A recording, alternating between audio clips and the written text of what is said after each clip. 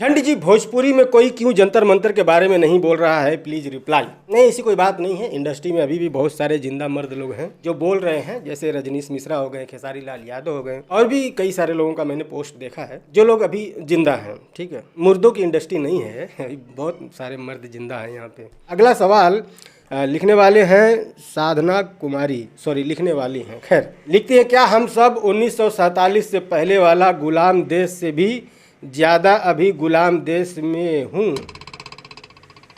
नहीं नहीं, ये गलत बात है, इस तरह की बातें नहीं करनी चाहिए। किसी के मुंह से अगर आप सुनते हैं कि ये तो अंग्रेज़ों से भी ज़्यादा जुल्म कर रहे हैं, ये तो अंग्रेज़ों से भी ज़्यादा ऐसा हो गया है, ये सब लोग सिर्फ एग्जाम्पल के लिए कहते हैं। अंग्रेज़ों का शासनकाल आपने देखा नहीं है, मैंने भी नहीं देखा है, लेकिन जब कोई चीज़ न देखी हो ना तो उसके बारे में पढ़ना चाहिए, जानना चाहिए, समझना चाहिए, इतिहासकारों से संवाद करना चाहिए, उनसे पूछना चाहिए। वो लोग बताएंगे कि अंग्रेजों का शासनकाल कैसा था। बहुत सारे लोगों को अंग्रेजों के शासनकाल में फांसी हुई है, सालों साल बिना किसी गुनाह के जेल में रखा गया है। जिंदा इंसान को नंगा करके सब तवे पे लिटा देते थे, गर्म तवे पे, ठीक है ना। चिमटे गर्म कर करके ना नाखूने उखाड़ लिए जाते थे अंग्रेजों के शासनकाल में, ठीक है। इस तरह की बातें नहीं करनी चाहिए कि अंग्रेजों से भी बदतर देश में हम लोग जी रहे हैं, अपना ही देश है। जंतर मंतर पे जो विरोध प्रदर्शन हो रहा है वो सिर्फ सरकार को जगाने के लिए हो रहा है कि सरकार नींद से जागे, अकाउंटेबिलिटी ले, जो पेपर लीक हुआ है उस पर जवाब दे सरकार। और ये हर सरकार के खिलाफ ऐसे प्रदर्शन होते हैं, ऐसा नहीं सिर्फ बीजेपी के शासनकाल में हो रहा है, नहीं, कांग्रेस के भी शासनकाल में ऐसे विरोध प्रदर्शन होते थे, बीजेपी के भी शासनकाल में हो रहे हैं। आगे जो भी सरकार आएगी,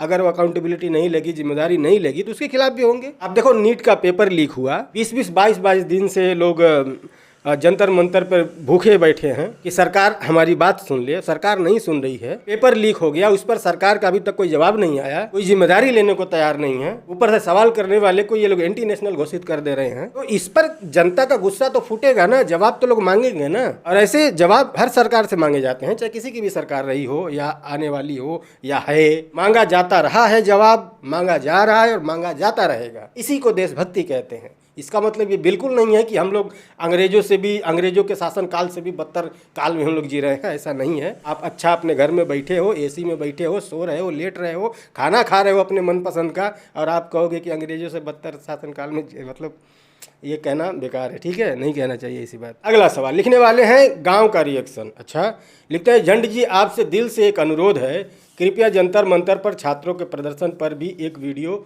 जरूर बनाइए। एक सवाल हर छात्र के मन में है, क्या छात्र क्रिकेट मैच नहीं देखते? क्या वे फिल्में नहीं देखते? अगर खिलाड़ी और फिल्मी सितारे जनता के प्यार से इतने बड़े बने हैं तो ऐसे मुद्दों पर उनकी राय भी लोगों के लिए मायने रखती है। मुझे इस विषय पर किसी बड़े क्रिकेटर, खिलाड़ी या फिल्मी सितारे की सार्वजनिक आवाज़ सुनने को नहीं मिली है। अगर मैं गलत हूँ तो कृपया बताइए।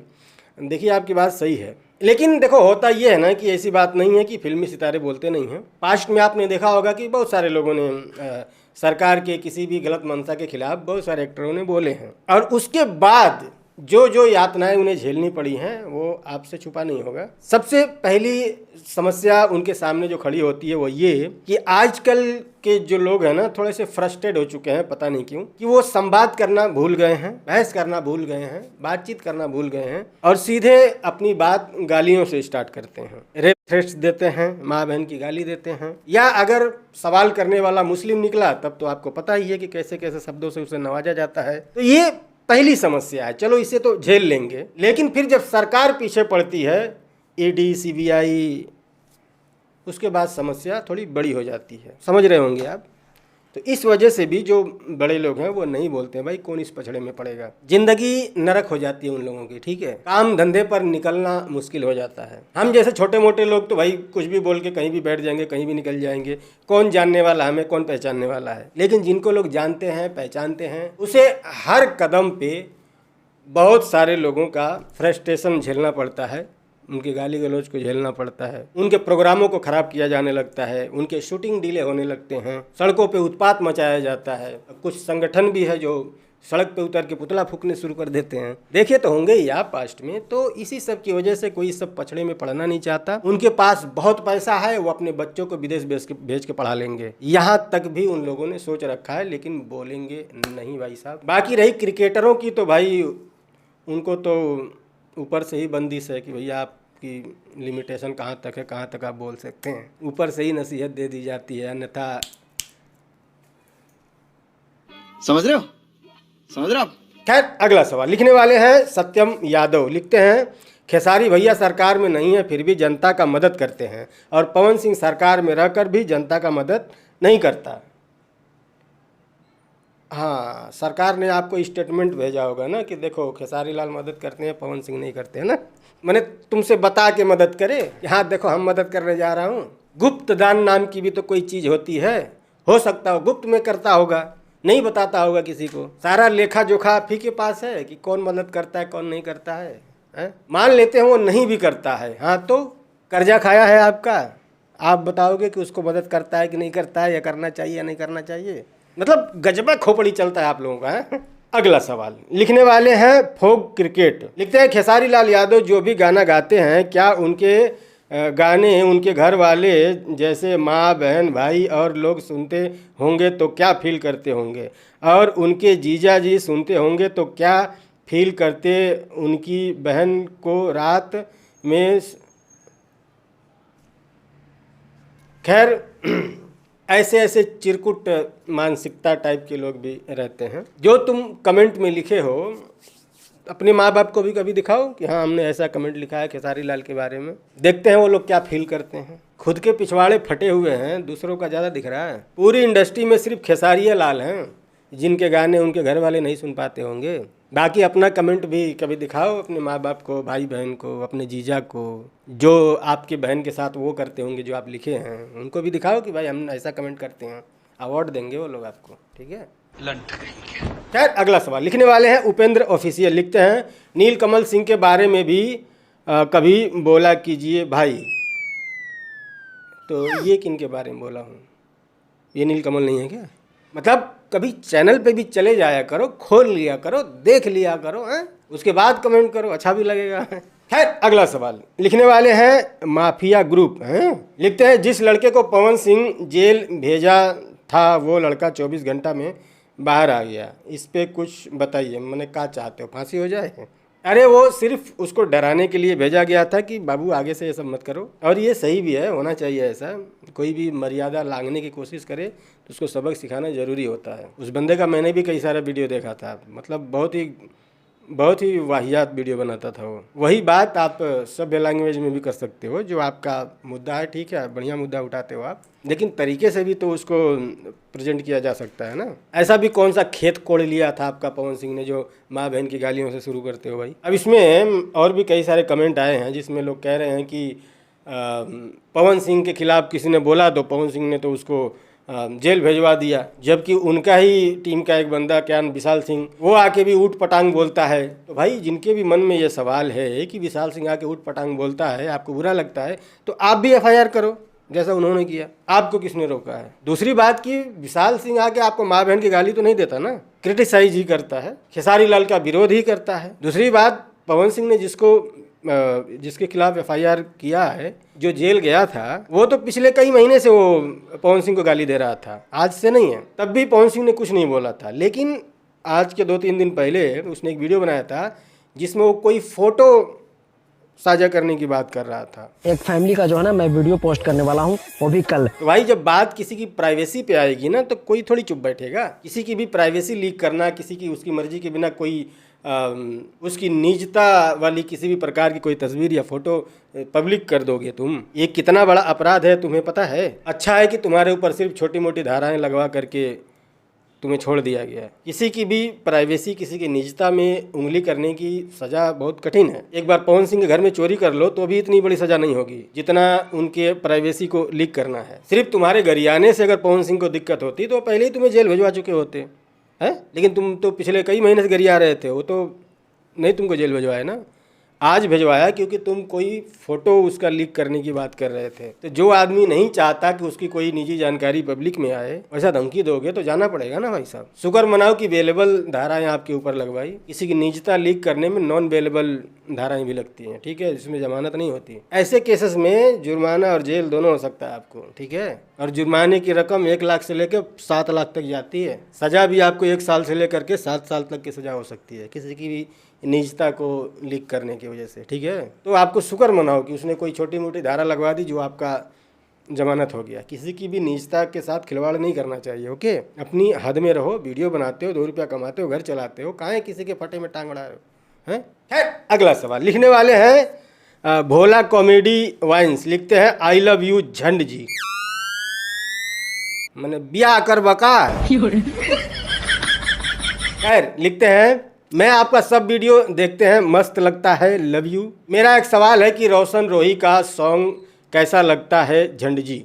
तो देखिए, पहली बात तो ये है कि मैं गाने वाने सुनने का इतना शौकीन आदमी नहीं हूँ। हाँ ठीक है, कभी कोई गाना आ गया जो अच्छा लग गया, धुन अच्छा है, म्यूजिक बढ़िया है, गाया भी बहुत अच्छा है तो सुन लेता हूँ। लेकिन आप ये सोचे कि मेरा कोई बहुत फेवरेट गाना होगा जिसको मैं बहुत ही सुनता हूँगा, या कोई बहुत ही फेवरेट सिंगर होगा मेरा जिसे मैं बहुत सुनता, ऐसा नहीं है भाई साहब। मैं गाने वाने सुनने का टाइम ही नहीं मिलता मुझे तो जब वीडियो बनाना होता है तब मैं ढूंढता हूँ कि किसी का कोई गाना आया है कि नहीं आया है, तब जाके मैं वीडियो बनाता हूँ। ठीक है, ऊपर से रोशन रोही मगही में गीत गाते हैं। मगही मुझे बहुत ध्यान से समझने की कोशिश करूँगा, अच्छा इसका मतलब शायद ये होता होगा। अब वैसे गाने को मैं क्या ही सुनूँ। अनीस अग्रहरी लिखते हैं खेसारी लाल यादव आपको कैसा इंसान लगता है, अच्छा या बुरा, प्लीज रिप्लाई। इस धरती पर जितने भी इंसानों ने जन्म लिया है कोई भी सर्वगुण संपन्न नहीं होता है। अगर वो इंसान है तो हर इंसान के अंदर कुछ अच्छाइयाँ होती हैं, कुछ बुराइयाँ भी होती हैं, और हर बार कोई इंसान सही नहीं हो सकता। किसी जगह पे वो गलत भी होता है, किसी जगह पे वो सही भी होता है। मेरा काम बस ये है कि जब जो सही होता है उसे मैं सही कहता हूँ, जब जो गलत होता है उसे मैं गलत कहता हूँ। बट मैं भी एक इंसान हूँ, हो सकता है कि गलती मुझसे भी हो रही हो। कई बार ऐसा भी हो सकता है कि इंसान कर कुछ और रहा हो, मैं समझ कुछ और पा रहा हूँ और बोल कुछ और दे रहा हूँ। मैं भी तो इंसान ही हूँ ना, मुझसे भी गलती हो सकता है। तो इसके लिए आपके पास भी, आपकी भी खोपड़ी में एक दिमाग है, आपको उसको काम पे लगाना है और अपने हिसाब से समझना है कि कहाँ कौन कब सही है, कहाँ कौन कब गलत है। बाकी मैं कोशिश करता हूँ कि जब जो अच्छा रहे तभी मैं उसको अच्छा कहूँ, जब वो कुछ बुरा करे तो मैं उसको बुरा कहूँ।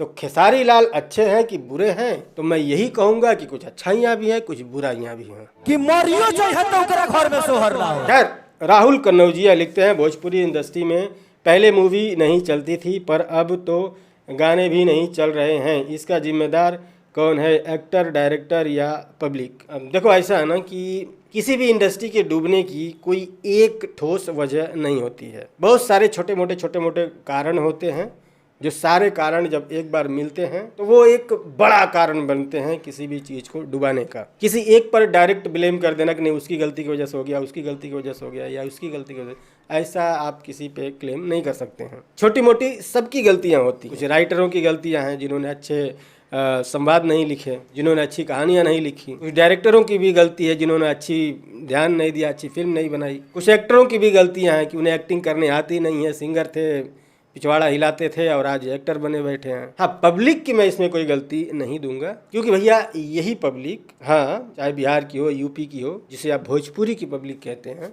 भी आप भोजपुरी इंडस्ट्री का दर्शक समझते हैं, यही दर्शक दूसरी इंडस्ट्री की फिल्मों को हिट करते हैं। ये बॉलीवुड की फिल्मों को हिट करते हैं, ये साउथ इंडियन फिल्मों को हिट करते हैं, यहाँ तक कि ये हॉलीवुड फिल्मों को भी हिट करते हैं। भोजपुरी वाले से दुश्मनी है इनको, करो तो उस लायक कुछ। आप चाहते हो कि हम 2026 में 90 के दशक का कंटेंट घुसड़ेंगे और पब्लिक देखेगी? चूतिया है पब्लिक, इतना समय है लोगों के पास। तुम्हारे 90 के दशक की बकचोथड़ाई आज देखेंगे लोग। 2-2 रोटी के लिए दिन भर जा करके ठेकेदार के पास मरवाना पड़ रहा है। वो 90 के दशक की बकचोथड़ाई देखने के लिए 1000 रुपया अपना खर्चा करेगा? पागल है। कुछ ढंग का दिखाओ, क्यों नहीं देखेंगे? दूसरी इंडस्ट्री की चीज़ों को लोग नहीं देख रहे हैं, उसे हिट नहीं कर रहे हैं। वो फिल्में पैसे कमा के नहीं जा रही हैं बिहार से, यूपी से, झारखंड से। तो पब्लिक की गलती मैं यहाँ नहीं दे सकता, ठीक है। खैर, अगला सवाल लिखने वाले हैं डिज़ाइन दाज शॉर्ट, ओके। लिखते हैं भैया मैं आपका सारा वीडियो देखता हूँ। भैया क्या आपको लगता है कि हर 5 साल में सरकार बदल देना चाहिए देश की उन्नति के लिए? नहीं, अगर आप हर 5 साल में सरकार बदलेंगे ये भी देश के लिए ख़तरनाक है, या फिर अगर आप एक ही सरकार को हर 5 साल में जिताते हैं, एक ही सरकार रखते हैं, तो भी देश के लिए ख़तरनाक है।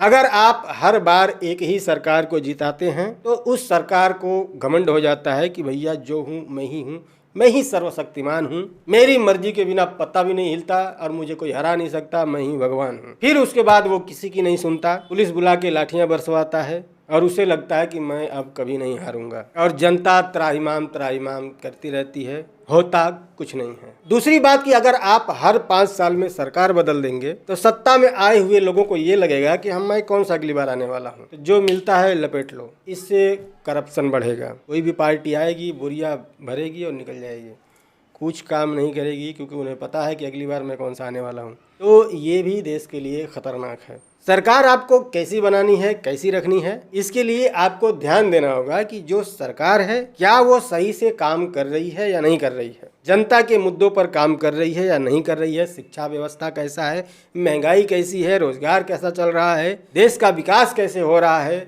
अगर सब कुछ सही ढंग से हो रहा है तो कोई दिक्कत नहीं है, हम अगली बार फिर उन्हें वोट देंगे। लेकिन अगर कहीं पर मुझे कमी दिखी तो भाई मैं सरकार बदलूंगा, क्योंकि मुझे कमी नहीं चाहिए। तो सरकारों को ये एहसास दिलाना जरूरी है कि बेटा अगर तुम अच्छे से काम नहीं करोगे तो हम तुम्हें हटा देंगे, तभी वो पार्टी सही से काम करेगी। उन्हें भी डर होगा कि अगर हमने काम अच्छा नहीं किया तो हमें हटा दिया जाएगा। तो इस हिसाब से वोटिंग करनी चाहिए, तभी एक देश मजबूत होता है, अच्छा होता है। सरकार चाहे किसी की भी हो, सवाल बंदूक की गोली की तरह दागनी चाहिए, और सवाल वही करता है जिसको देश की चिंता होती है, देश की फिक्र होती है, जो देशभक्त होता है।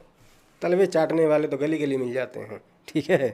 खैर, अगला सवाल लिखने वाले हैं अजीत पांडे। लिखते हैं, आप पवन सिंह का तारीफ नहीं करते हैं भैया, बस खेसारी लाल का करते हैं, ऐसा क्यों, प्लीज़ बताइएगा। तो ये कमेंट करके आपने ये तो कंफर्म कर दिया कि आप मेरी वीडियो नहीं देखते हैं। अन्यथा आपको पता होगा कि जो जब अच्छा काम करता है तो मैं उसकी तारीफ जरूर करता हूं, और मेरे चैनल पे पवन सिंह की तारीफ तो भर भर के है, खेसारी लाल से ज़्यादा पवन सिंह की तारीफ मिलेगी। पिछले कुछ दिनों में पवन सिंह ने कौन सा ऐसा अच्छा काम किया है जिसकी मैंने तारीफ नहीं करी है। मैंने क्या चाहते हैं आप कि दारू पी करके स्टेज पे जाके हग दें और मैं उसकी तारीफ करूं कि वाह वाह भैया ने क्या हगा है, क्या खुशबू आ रहा है, यही चाहते हैं आप। हाँ, मुझे पता है कि आप कहेंगे कि कौन नहीं पीता है, इंडस्ट्री में सब पीते हैं, हगते तो नहीं है ना पब्लिक में आके, सब पीते होंगे अपने घर पे। कितने लोग हगते हैं पब्लिक में आकर के, जैसे पवन सिंह हगते हैं। क्या तारीफ करें इसमें कि वाह वाह पीना बहुत अच्छा है कि पी के हगना बहुत अच्छा है, क्या बहुत अच्छा है, कौन सी तारीफ करूँ मैं। बाकी जब भी वो अच्छा करते हैं तो मैं तारीफ तो करता ही हूँ ना। आई नहीं गाना आया था, कितनी तारीफ हुई थी। उसके बाद एक और गाना आया था चुम्मा, कितनी तारीफ हुई थी। रियलिटी शो में गए थे, गरजे थे, दहाड़े थे, बहुत सारी तारीफें हुई उनकी। अच्छा गाना आता है तब तारीफ होती है। अब आप चाहते मैं पियकड़ई की तारीफ करूँ तो नहीं होगा ना मुझसे भाई साहब। आप कर सकते हो, आप करो, मुझसे नहीं होगा। बाकी आप कह रहे हो कि मैं खेसारी की तारीफ करता हूँ, कितनी तारीफ किया हूँ मैं भी दिखाओ। खेसारी लाल की तो मैंने तारीफ से ज़्यादा आलोचना की है, और लगभग मैं अपनी हर वीडियो में खेसारी की आलोचना करता हूँ किसी न किसी तरीके से। बात यह ना भाई साहब, आप लोगों को एक तरफा देखने की आदत पड़ गई है, और सोशल मीडिया का एल्गोरिदम भी ऐसा ही है। जैसी चीज़ें आप देखोगे वो वही दिखाता है आपको। जैसी आप मानसिकता रखोगे ना, सोशल मीडिया वही आपको रिकमेंड करता है, ठीक है। कभी कभी चैनल पे भी जा करके स्क्रॉल करके देख लिया करो कि हाँ भाई कितनी वीडियो बनी है, कैसी कैसी वीडियो बनी है, तब न समझ में आएगा कि मैंने किसकी कितनी तारीफ की है, कितनी आलोचना की है। अब आप चाहते हो कि नहीं खेसारी कुछ गलत ना करे तब भी मैं उसकी आलोचना ही करूँ, या फिर कुछ गलत कर दे तब भी मैं उसकी सिर्फ तारीफ ही करूँ। अपना काम नहीं है। ऐसी वीडियो अगर आपको देखनी सिर्फ पवन सिंह की तारीफ वाली, बहुत सारे चैनल है यूट्यूब पर, जाइए देखिए। या फिर सिर्फ खेसारी की विरोध में वीडियो देखनी है, वैसे भी बहुत सारे चैनल हैं यूट्यूब पर, जाइए, स्वागत है आपका, देखिए। यहाँ पर आपको वही मिलेगा।